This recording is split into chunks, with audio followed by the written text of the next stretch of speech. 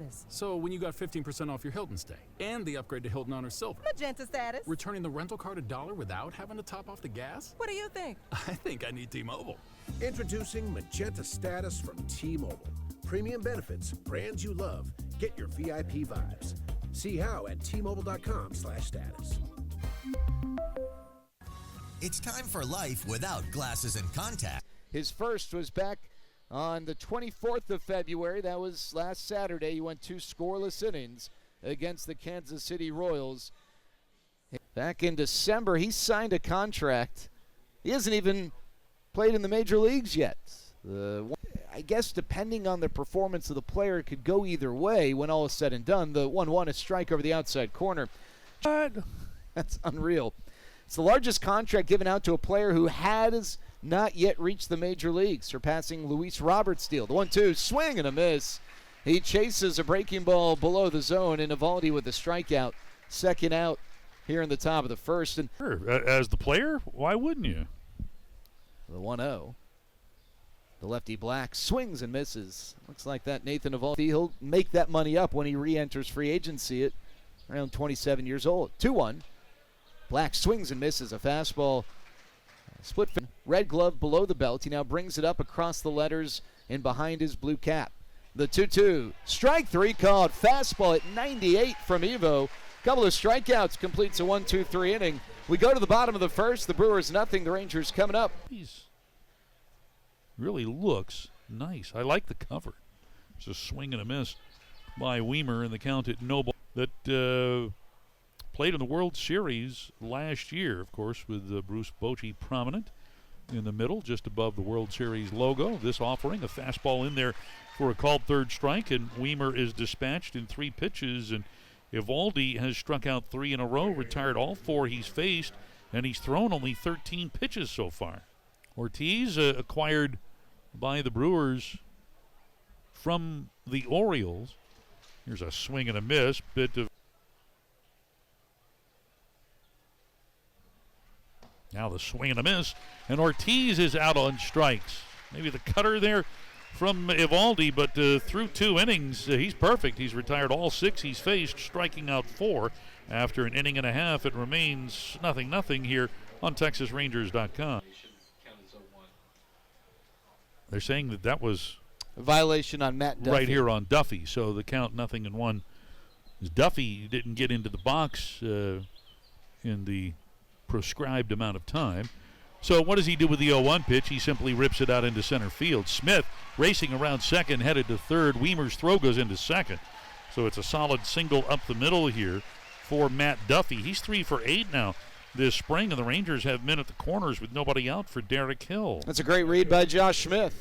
Oh, he knew that ball wasn't going to get caught. He was off to the races. Rangers at 4-1-1 after beating the Dodgers yesterday. This pitch in the dirt, it gets away from Haas. Down the line comes Smith to throw home, and safe at home plate is Josh Smith. Nice job by Ross to get there to cover. Haas made a pretty good throw, considering that was well off the dirt circle. And TCU. There's some pretty good college baseball back at Globe Life Field here prior to the start of our season. Here's a tapper that's between the mound and first. Off the mound is Eovaldi. He's got it. Little flip over to the Walsh in time to retire Frelick as Wilkin moves along to third. Really comfortable in the box here against Eovaldi. 2-2 the count. The right-hander kicks and fires. Swing and a miss. He struck him out. Got him with the splitter. The signature pitch for Nathan Eovaldi, who has 5 strikeouts through 3. He is likely done for the day, but the Brewers tie it up on the Wilkin RBI double, and after 2.5, we're knotted 1 apiece on TexasRangers.com. When a loved one is from the stretch, kicks and deals, and there's a liner fair inside the right field line. That will roll toward the corner. Walsh around third scores easily. Kisner on his way to second. He's got an RBI double, and the Rangers are back in front here, 2-1. Well, Kisner's having a nice camp. Well, I don't know that he's going to get honor of former Rangers longtime coach Hector Ortiz. The first pitch to Dunn is a high chopper to short. Smith fighting the sun, has to wait for it. His throw to first is late. Dunn beats it out. Black scores from third on a very Arizona-like batted ball. It was almost like we were at the Metrodome or something, and the turf had it trampoline skyward. Being on the baseball field, regardless of what he was doing, he loved the game, and he loved all the guys. And the 1-2 is ripped down the left field line, a base hit. Hill slides, cuts it off with a backhand. 1 run scores. Dunn stops at third, up to second with an RBI double, Eric Haas. And the Brewers have taken a 3-2 lead, pushing 2 across so far here in the top of the 4th against Owen White. 3-2 Brewers in the top of the 4th. Here's the pitch. Strike 3 called, fastball over the inside corner. White went outside, then came back inside, gets the strikeout, and that ends the inning. 2 runs for the Brewers. Gives up 4 hits. Full count, 2 outs. Here it comes. Strike 3 called. Outside corner, top of the zone. He gets him with a fastball. So Owen White comes back and gives the Rangers a 1-2-3 inning. We go to the bottom of the 5th, 3-2 Brewers on Tech. Fabian at 0-2. Fabian is bounced out back to the pitcher and flied out to shallow left. Here, rips one up the middle. Diving is Tarangi, can't get it. It is by him and out into center field. So a solid knock up the middle here for Sandro Fabian. That's his first hit of the spring, and what are now 8. Provides the Rangers with outfield depth. Hits this one sharply past Capra, who dives to his left. It's by him and out into right center. On his way to third, Fabian. Here's the throw. Tag. He is safe. Just safe at third base. That was a really good throw by Brewer out in right field. Bases loaded, 1 out, and the 3-2 pitch. He missed with it, just a little outside, ball 4. So Wenzel draws the bases loaded walk. That pushes Fabian across, and the Rangers lead 6-5. Awaiting the 3-1. That's low, ball 4. Second bases loaded walk this inning. Watley pushes in a run. Hernandez scores it, and it's 7-5. Tylers and Brandons of the world. Yeah.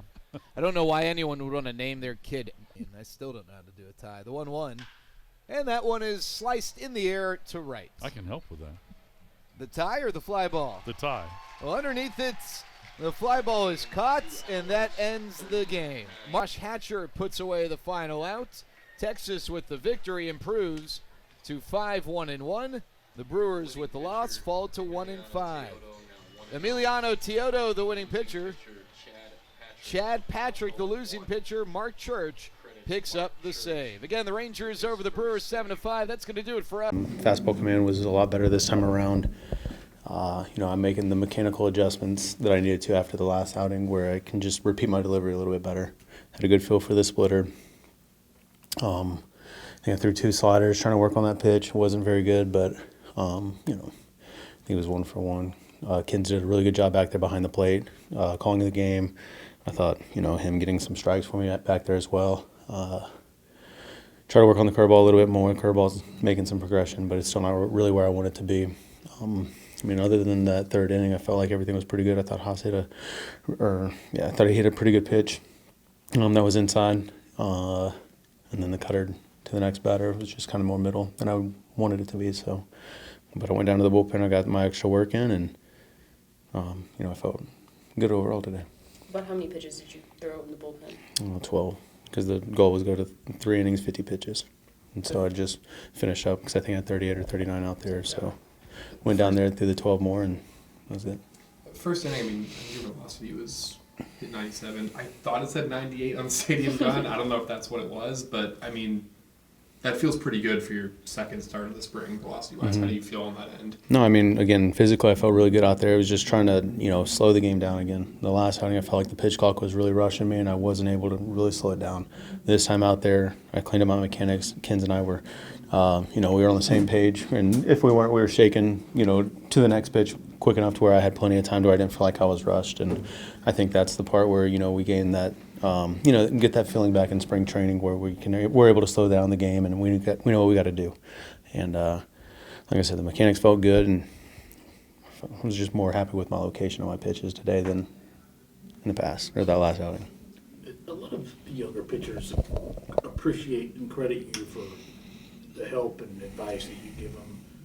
Was there guys when you were young coming up that you remember really helped you and that you always look back on? And I feel like there's just kind of everybody. You know what I mean? It's hard to just say one person because, again, I try to make sure that everybody knows, like, even now, like, if you see something, ask me questions, give me advice. I never feel like I know exactly what I'm doing, or, I don't have the best ideas out there, but, Kershaw was always one of those guys. I mean, the younger guys too, guys that I've been around, just because we came up together and they've seen me throw and seen me pitch, like, they were able to help me out. Pitching coaches on top of that, but the biggest thing for me is just being able to slow the game down. When you're able to slow the game down, good things happen. And a lot of the times when you're out there and the outing's not going very good, it's like I don't remember what happened because I let the game speed up on me.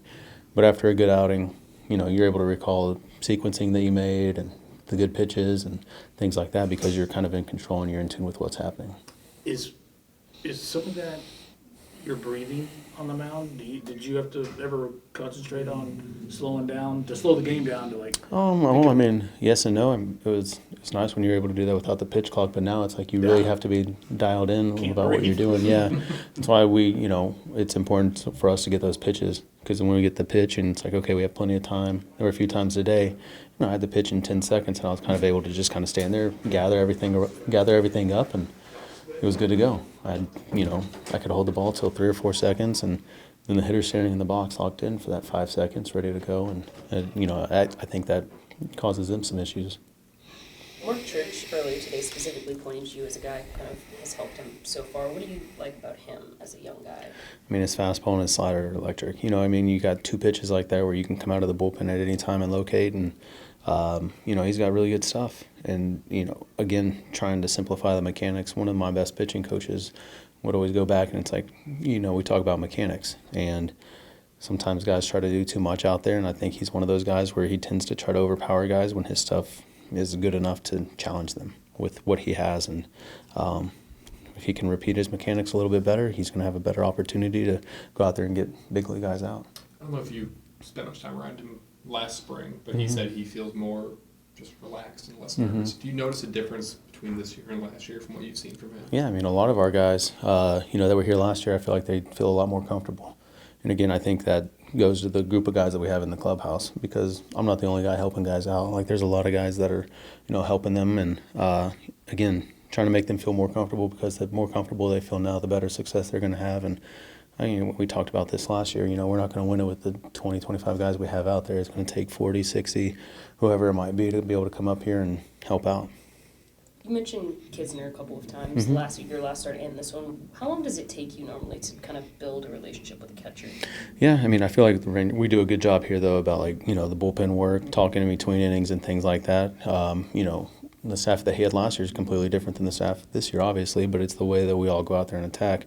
Each guy has their own strengths and things like that, and I think the more vocal I am with him, explaining to him how I like to pitch, the change of speeds, the insides, the outsides, I think that allows him to be able to call a game better. And, I mean, comparing this start to the last one, I feel like it's 9 day. Like, we've already gotten a lot better with one another, and being on the same side, same pitches, and him being able to get those strikes called for me, because he has a better understanding of what my pitches are doing. Plus, I didn't really help him out the last outing. I was kind of all over the place, so he's got a tough job, but today I made it a little easier for him.